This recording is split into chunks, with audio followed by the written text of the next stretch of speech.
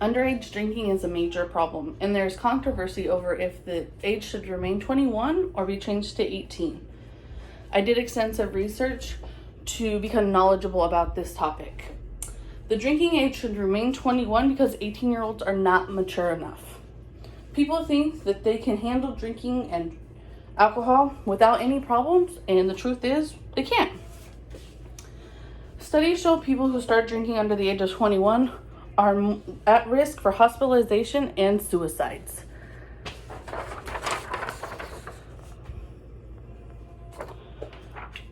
According to the CDC, the 2015 Youth Risk Behavior Surveillance System found that among high school students, 33% drank alcohol and 18% binge drank during that time. At the age of 18, our brains are still developing. When we drink excessively, we are damaging our brain cells and can cause permanent damage. According to the CDC, underage drinkers were linked to deaths from alcohol poisoning, car crashes, falls, burns, drowning, suicide, violence, such as fighting or sexual assault. Each year, there are more than 4,000 deaths of people that are under the age of 18 due to excessive drinking.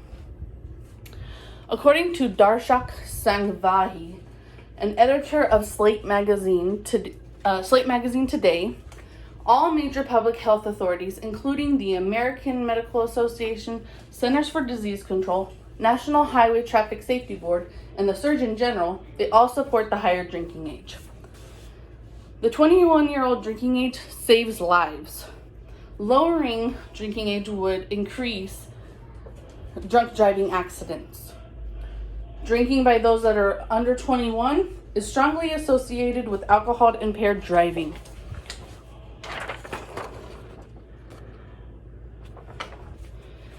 At 18, if you kill or hurt somebody from a drinking and driving accident, you are tried as an adult, no longer a juvenile.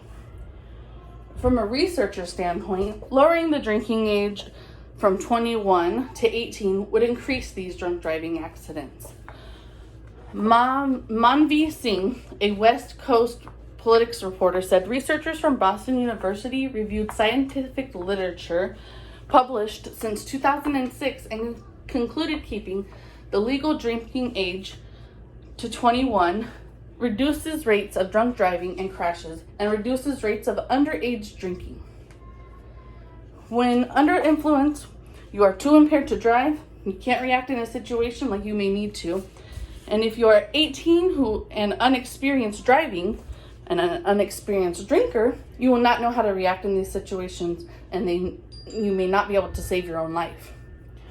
People who are 18 are just not mature enough to be able to drink, even though they are adults in the court of law. Lowering the drinking age could create more unsafe environments. If the drinking age remains 21, then students under the age of 18 will less likely be exposed to alcohol.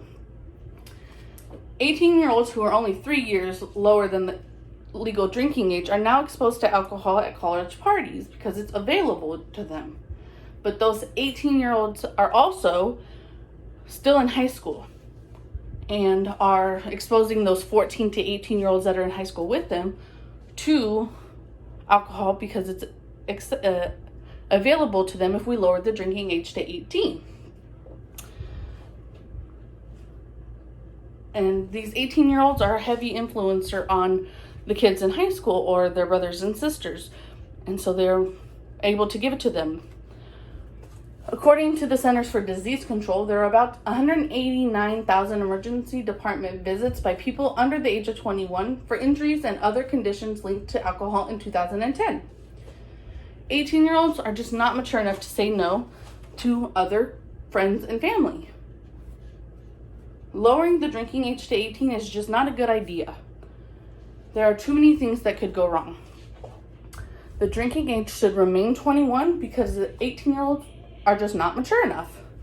It may only be a 3-year difference, but your brain needs those 3 years to develop so you can be in the right mind to be responsible, to be a responsible drinker, to be a responsible driver, to be a responsible person.